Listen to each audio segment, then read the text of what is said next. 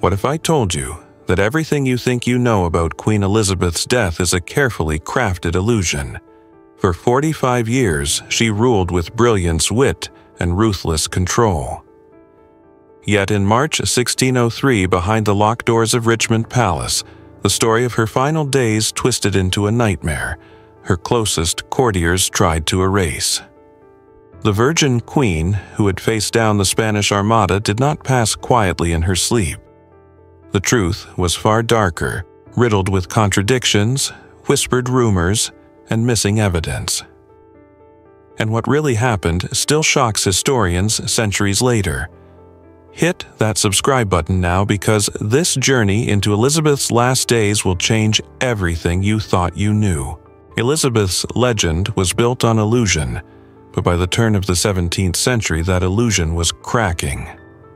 At 67, she was considered ancient by Tudor standards, yet to admit weakness was to invite vultures to circle. So she wore a mask, literally. Each morning, her servants spent hours painting her face with a paste of white lead and vinegar, a toxic disguise that concealed the smallpox scars of her youth, while slowly poisoning her from within. Her smile, once dazzling, had become a grim deception.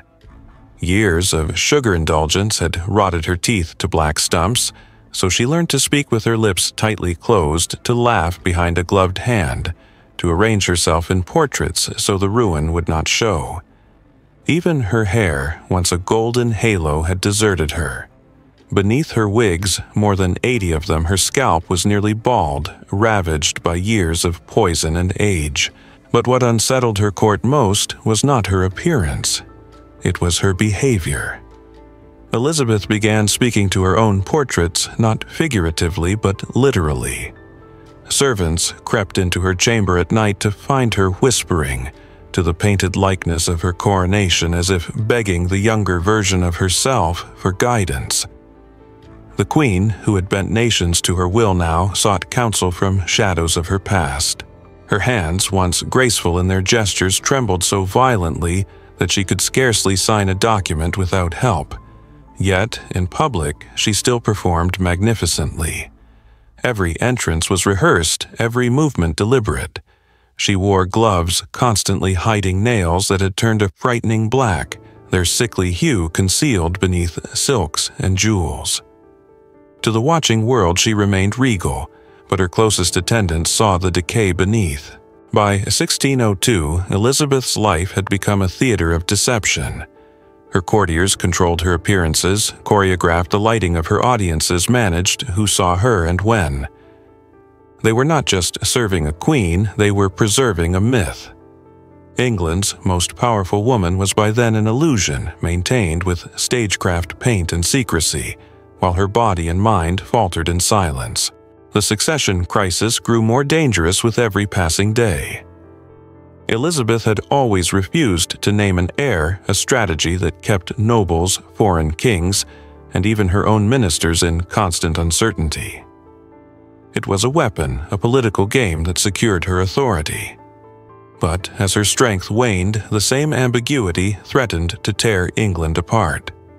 Behind closed doors, factions whispered and plotted their loyalties, shifting like vultures circling a dying beast. Robert Cecil, her brilliant yet cold minister, was already corresponding with James VI of Scotland. Meanwhile, supporters of the executed Earl of Essex whispered rebellion, and Catholic nobles dreamed of restoring their faith to the throne. Elizabeth knew all of this, and perversely she seemed to enjoy it. During her last Christmas court, she told the French ambassador, "I may not be here next Christmas, but England will survive the chaos." She spoke not of peace, but of chaos, as though she relished the storm her death would unleash. Beyond the politics, her mind began to drift into disturbing territory. She refused to lie down in bed, declaring, "If I lie down, I shall never rise again." So she slept upright, propped against pillows as though daring death to come for her. Guards reported finding her at night in the palace gardens barefoot and clad only in a nightgown, searching for something she could not name. When asked, she whispered she was looking for her younger self. or for where she had left her happiness. By February 1603, her court no longer knew whether they were serving a queen or watching a woman unravel. One night, during a formal audience, Elizabeth suddenly rose and began dancing alone to music only she could hear. For 20 minutes, she swayed before her horrified court until she stopped confused and asked, "Why is everyone staring at me?" In that moment, the virgin queen conqueror of empires seemed not majestic, but broken a monarch slipping into madness, even as her ministers desperately tried to preserve her image. As March began, Elizabeth's body betrayed her more openly. Fevers came and went in unpredictable waves. Her lips, once pale from deliberate makeup, now cracked and bled, despite ointments, and a cough racked her frame, echoing through the silent corridors of Richmond Palace. Yet still, she commanded audiences, receiving diplomats, judges, and even her old enemies with practiced charm. No one dared question her strength, though every observer could see it was fleeting. The Queen's diet had long become a matter of legend. She subsisted on a strict regimen of sugar wine and an assortment of preserved meats and pies laced with spices designed to mask decay and illness. Physicians warned that her body was a ticking bomb of infection and gout, yet Elizabeth, ever defiant, scoffed at their advice. "I am the body of England itself," she told them. "If I perish, so too will the nation know despair." Nightmares plagued her, though she rarely spoke of them. Servants sometimes heard her muttering of drowned queens, poisoned princes, and treacherous courtiers in dreams that seemed to bleed into waking hours. Her chambers were littered with books of prophecy, astrology, and alchemy, each open to passages that promised power, resurrection, or vengeance. Even in her last days, Elizabeth clung to knowledge that might allow her to cheat death, or at least understand its designs. One particularly cold night, the Queen summoned her personal apothecary and demanded a concoction that could soften the soul and strengthen the body. The mixture of herbs and powders was so bitter that she nearly spat it across the room, but she swallowed it anyway, murmuring, "If my spirit endures, my body will obey." That act, simple on the surface, revealed a relentless will to control even the uncontrollable death itself. Rumors swirled among the palace staff. Some whispered that Elizabeth had fallen into a coma-like state, her mind wandering to memories of her youth, her sister Mary, and the terrifying visage of her father Henry the Faithful.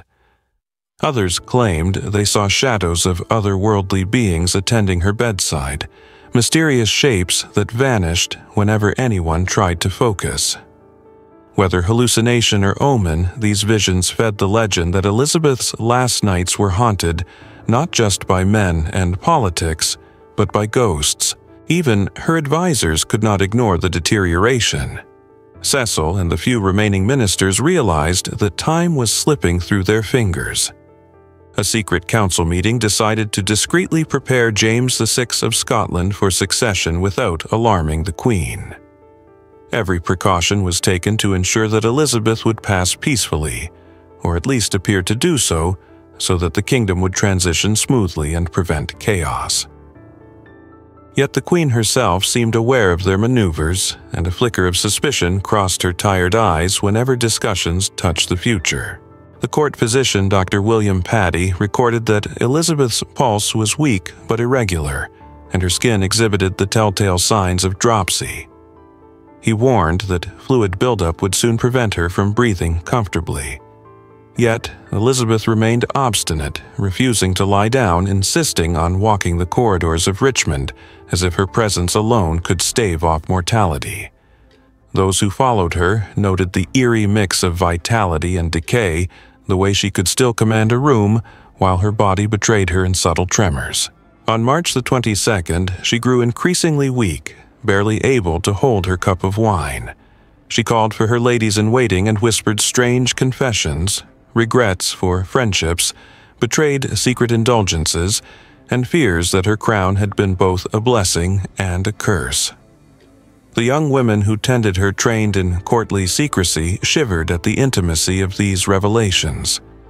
They had been sworn to serve, yet now bore witness to the Queen's vulnerability in ways no one outside her inner circle could imagine. Outside the palace, rumors spread like wildfire. Some claimed the Queen had been poisoned. Others swore she had contracted a final unseen illness that even the most skilled physicians could not cure. Merchants whispered of the empty streets and sudden market closures, interpreting them as signs that Elizabeth's reign teetered on the brink. Even across the Channel, spies and ambassadors noted with keen interest that England might be heading into an unprecedented succession crisis. By March 23rd, Elizabeth could no longer speak coherently. Her attendants reported that she mumbled fragments of old prayers, favorite poems, and names of past lovers. At one point, she reached out to a portrait of Robert Dudley, her long-dead favorite, and kissed the frame. Her eyes, though dimmed by fatigue, still held a spark of defiance, the same fierce intelligence that had terrified enemies and awed allies. Even in the shadow of death, the Queen remained a force of nature, refusing to be forgotten or diminished. The final hours of March 23rd were a blur of whispered instructions and hurried preparations.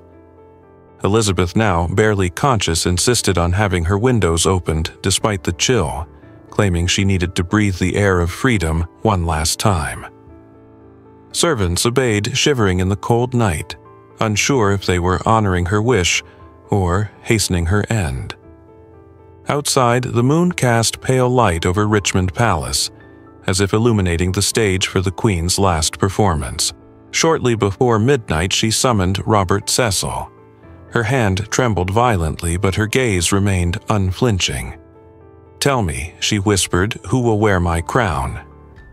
Cecil, composed but inwardly terrified, replied with carefully measured words, ensuring not to reveal the plans for James II. Elizabeth seemed satisfied, though a shadow of doubt crossed her expression. Even on her deathbed, the Queen wielded influence, keeping her ministers in check until her very last breath. In those final moments, Elizabeth's behavior grew increasingly erratic.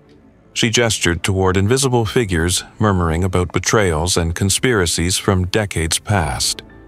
Courtiers exchanged worried glances. Some whispered about madness, others feared supernatural possession. Her breathing became shallow and a pall of unease settled over the chamber. Every heart in Richmond Palace beat in silent anticipation of a death that seemed simultaneously imminent and impossible to accept. At 2:00 a.m., attendants found her standing by a window, staring at the moonlight as if it held secrets of eternity. Her robes were askew, and her wig had slipped, revealing the pallid skin beneath the layers of lead-based makeup. She muttered fragments of her coronation oath and recited lines from Shakespeare, her voice haunting in the silent palace. These were the last recorded moments of Elizabeth asserting herself as both ruler and symbol, even while her body betrayed her mortality. By 3:00 a.m., her attendants noticed a subtle change. The tremors had ceased, and her eyes stared blankly ahead. Silence fell over the room as they realized that the Queen was no longer moving. Robert Cecil, watching from a discreet distance, gave subtle instructions to the inner circle. For the next 8 hours, Richmond Palace became a fortress of secrecy. No one entered or exited except the chosen few tasked with controlling the narrative of Elizabeth's final moments. Witnesses would later provide conflicting accounts of her last words. Cecil claimed she spoke a poetic phrase about the fleeting nature of time. Lady Scrow, her attendant, insisted Elizabeth expressed a wish to leave the burdens of life behind. A third witness swore she said nothing at all. The contradictions in these testimonies only deepened the mystery, raising suspicions that the Queen's death was being carefully staged rather than occurring naturally. Meanwhile, the Queen's personal chambers were meticulously secured. Letters, journals, and other private items were removed or destroyed. Servants reported the rearrangement of furniture, the wiping clean of writing surfaces, and the removal of anything that could contradict the official story. This rapid sanitization fueled speculation if Elizabeth had died a normal death. Why such secrecy? Something far more calculated seemed to be unfolding. At sunrise on March 24th, the world outside Richmond Palace remained unaware of the truth. The official announcement of Elizabeth's death would not come until nearly 11:00 a.m., an 8-hour gap that historians now view with suspicion. During this time, her body was embalmed and prepared for burial by a select group without independent medical oversight. No autopsy was conducted, which was highly unusual for a monarch of her stature. The cause of death listed in official records was old age and melancholy, a vague phrase that satisfied neither physicians nor historians. Yet the real story hinted at far darker possibilities. Mercury, poisoning from her makeup, hallucinatory episodes, and erratic behavior all pointed to prolonged exposure to toxic substances. The very tools of her royal image, the lead-based paint and elaborate wigs, may have contributed to her slow physical and mental decline. Adding to the intrigue, a Spanish ambassador had written letters days before Elizabeth's official death that hinted at the succession crisis and referenced events that had not yet been publicly announced. How could foreign intelligence possess such precise information? This suggested that her final days and perhaps her death itself were part of a carefully orchestrated plan known to a select few, an operation that ensured the crown passed smoothly to James VI, without public unrest, yet left the truth buried for centuries. As the news of Elizabeth's death finally reached London, the public was presented with a carefully constructed narrative. A serene queen passing peacefully in her sleep, her kingdom secure, her legacy untarnished. The reality, however, was far more chaotic. Behind the closed doors of Richmond Palace, every movement, every word, every detail of her final hours had been controlled, sanitized, and choreographed to maintain an illusion of stability. Robert Cecil emerged as the architect of this cover-up. Within hours, he had dispatched envoys and letters to Scotland, ensuring that James VI's succession would be accepted without challenge. Documents outlining Elizabeth's supposed final wishes were presented as if discovered naturally, though, in truth, they had been prepared weeks in advance. Every step of the succession was orchestrated to eliminate uncertainty, but it came at the cost of historical truth. Elizabeth's personal physician, Dr. John Dee, who had meticulously documented her deteriorating health, was found dead just 3 days after the Queen's passing. Official records cited heart failure, yet the timing raised eyebrows. A man who held intimate knowledge of her physical and mental state was gone, conveniently removing a potential witness to the true nature of her decline and the possible causes of her death. Lady Scrow, once a witness to Elizabeth's bizarre final behavior, was persuaded to alter her account. Her letters and statements that described the Queen's hallucinations, erratic movements, and obsessive routines were rewritten to align with the official story. The incentives were subtle but effective: family debts forgiven and positions of privilege secured for her children. Loyalty and truth were exchanged for survival and prosperity. Even the Queen's chambers underwent a transformation that erased any trace of the person who had lived there. Tapestries, personal belongings, furniture, and notes were either destroyed or relocated. It was as though the life she had lived, filled with obsession, fear, and grandeur, needed to be erased to fit a sanitized narrative. No previous monarch had their rooms treated with such extreme posthumous intervention. Some courtiers simply vanished. Sir Thomas Heneage, present during Elizabeth's final weeks, disappeared from all records after March 1603. His estate was quietly absorbed by the crown, and his family never spoke publicly about his whereabouts. The systematic removal of inconvenient witnesses reinforced the idea that Elizabeth's final days were being rewritten piece by piece to preserve a facade of grace and control. Historians analyzing the official accounts today notice numerous anachronisms and inconsistencies. Quotes attributed to Elizabeth often contradict each other, and sequences of events defy logic. Some conversations include people who were not present, while others omit key figures who were. These discrepancies suggest that what was presented to the public was less a record of reality than a carefully edited performance. The Queen's funeral, a spectacle of unparalleled extravagance, further shifted attention away from uncomfortable questions. The elaborate procession, lasting hours and costing a fortune, celebrated her life and achievements while masking the mysteries of her death. Spectators were awed by the grandeur. Their attention focused on pomp rather than the strange circumstances that had surrounded the Queen's final days. Modern analysis suggests that Elizabeth's death was far from ordinary. Mercury and lead poisoning from her cosmetics could have induced tremors, hallucinations, paranoia, and eventual neurological collapse.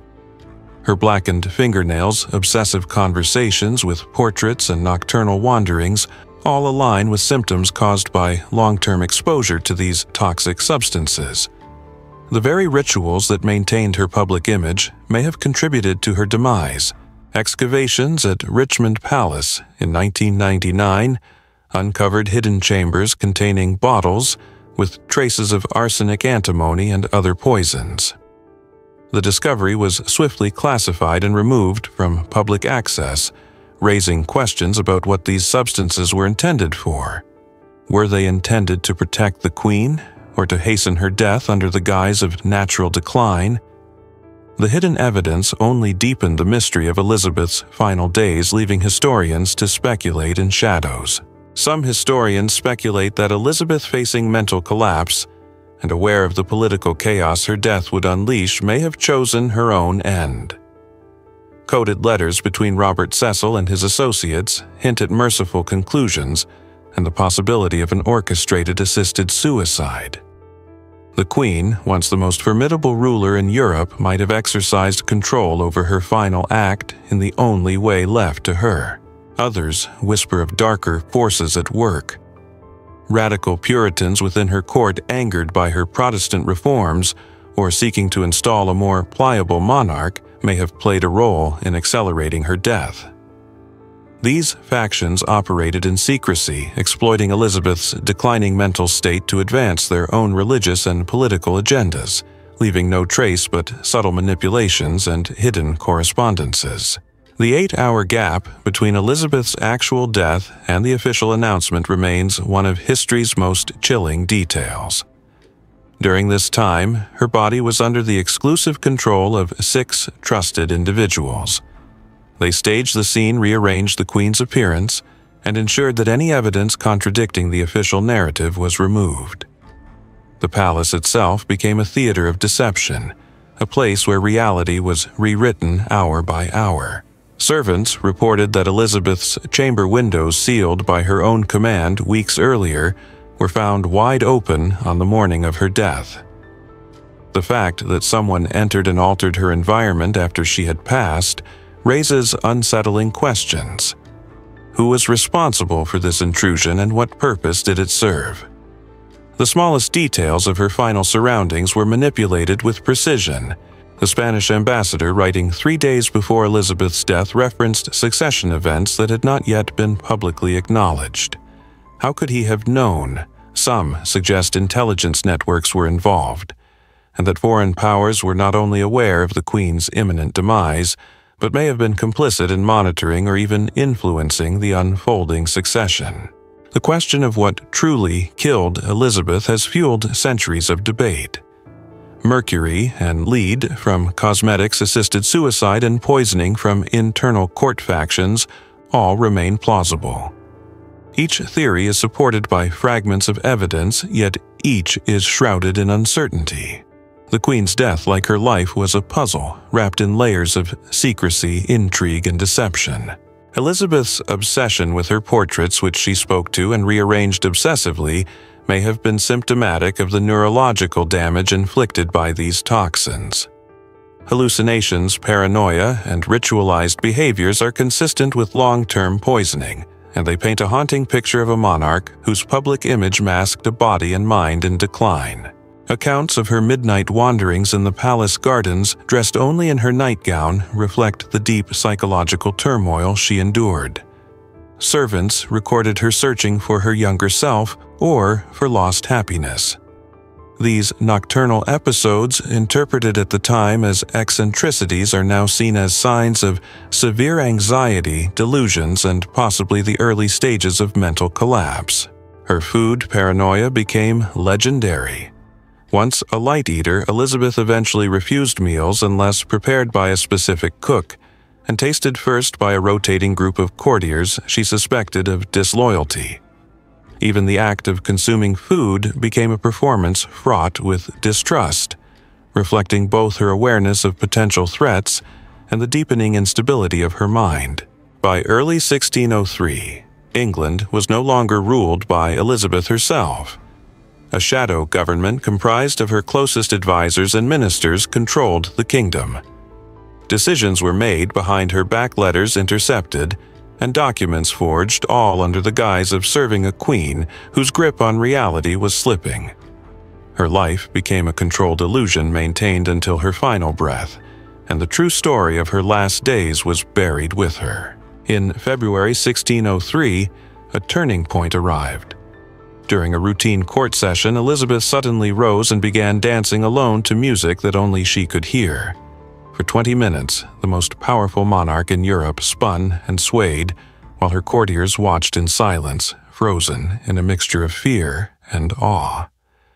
When she finally stopped, she looked around confused and asked, "Why is everyone staring at me?" This public display of erratic behavior alarmed her inner circle, who swiftly implemented what they termed management protocols. Essentially, Elizabeth was treated like a dangerously unstable patient under constant surveillance.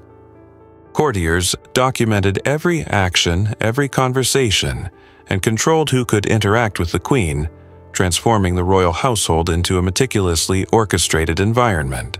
March 10, 1603, marked her relocation to Richmond Palace, a move perceived by all as the final act of her reign. The official accounts portray a serene decline, a peaceful monarch at the end of her storied life. Yet the testimonies of those who were present tell a far stranger story. Conflicting reports, disappearing witnesses, and behaviors so bizarre that whispers of demonic possession circulated among her courtiers. 3 different witnesses recorded 3 entirely different statements from Elizabeth in her final moments. Robert Cecil claimed she said all my possessions for a moment of time. Lady Scrow, one of her closest attendants, insisted she said, "I wish not to live any longer." A third observer, courtier, swore that she spoke no words at all. Even her death scene was fraught with inconsistencies, as if history itself hesitated to commit the truth to paper. The official declaration stated she died around 3:00 a.m. on March 24th. Yet the announcement wasn't made until nearly 11:00 a.m. The palace was sealed, no one entering or leaving her chambers except a trusted group of 6 individuals. During these 8 hours, the foundation of the peaceful death narrative was meticulously crafted. Evidence was eliminated, and any trace of Elizabeth's true condition was concealed.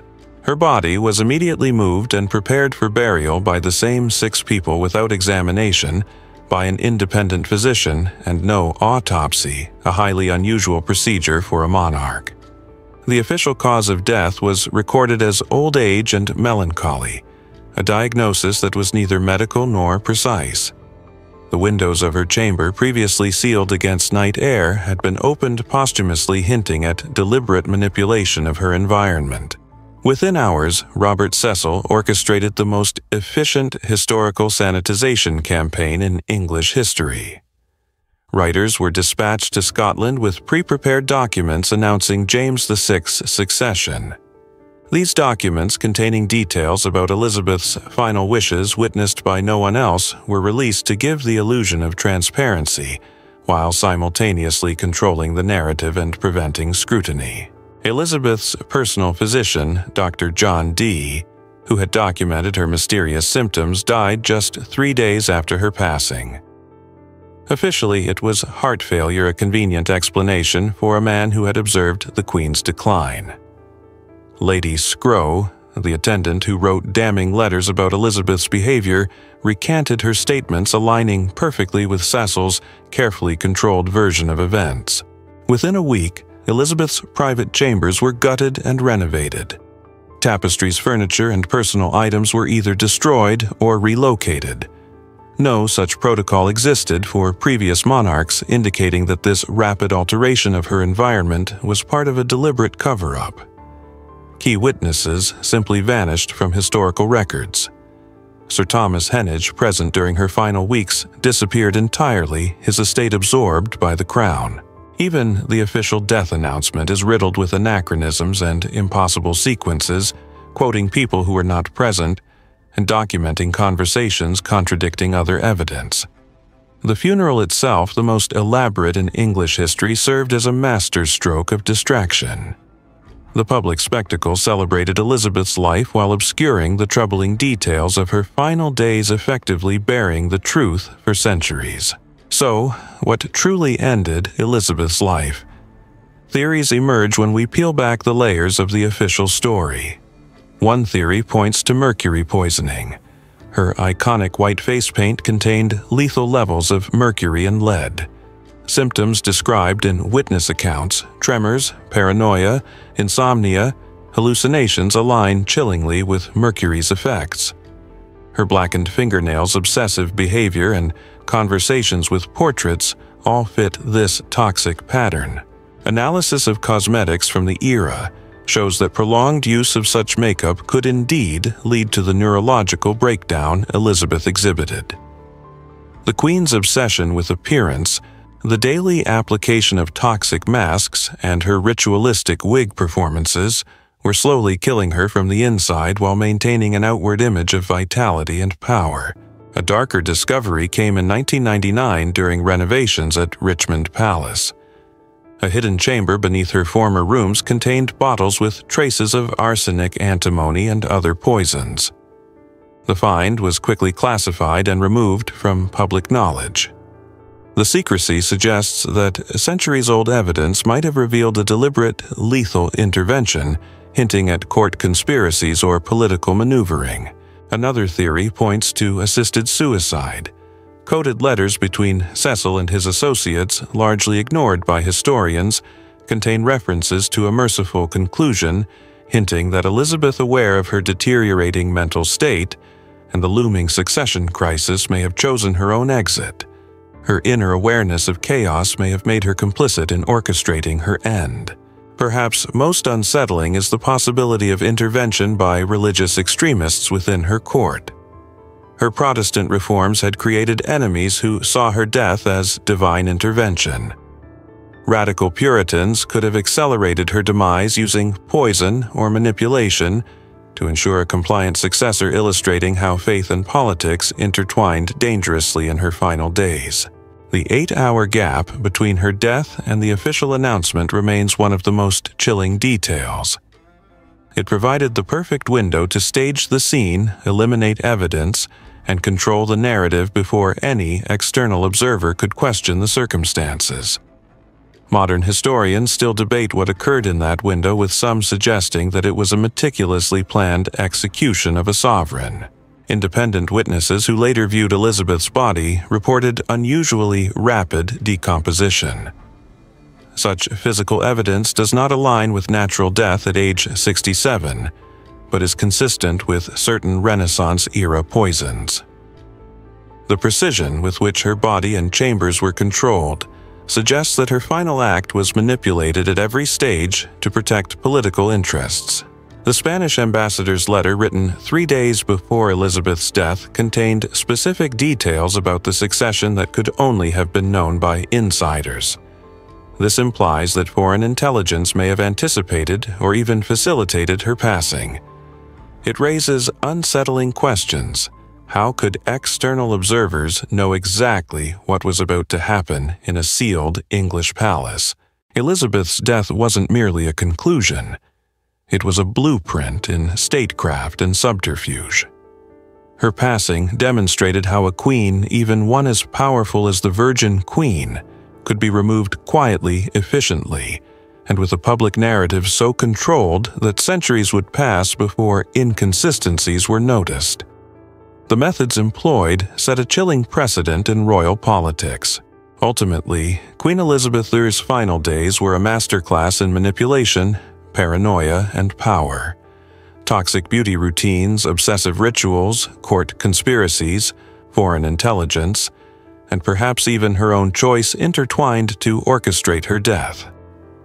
The cover-up was so complete that for over 4 centuries the truth lay hidden, proving that history often records the performance, not the reality. Her death remains a cautionary tale. Even the most formidable monarchs are not immune to the shadows that dance behind the throne.